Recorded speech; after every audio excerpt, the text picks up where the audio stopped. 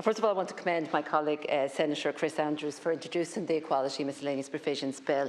And this bill proposes to add a 10th ground of discrimination to the 9 grounds that already exist, and it's basically to prohibit discrimination on the basis of your address or your accent, or so your socio-economic background. And we know that every city and indeed larger town have areas that are, I suppose, associated with poverty and discrimination. And they're often intergenerational poverty, so it's very difficult for people to actually get out of that poverty, and they need support. So this should not be used, and we know it does be used against people living in particular areas within a town or a city especially. I was speaking to a teacher recently, and he was telling me when he started out seeking jobs and applying for positions in different schools, and he was staying temporarily with his sister in an area in Dublin, and he was using her address, and he wasn't getting called for interviews.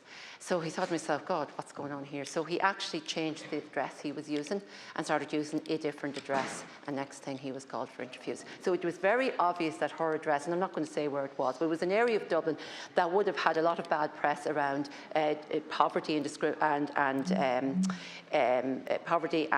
deprivation as well. And it was obvious that the address was what was going against him being actually called for interviews. So things like this do really happen.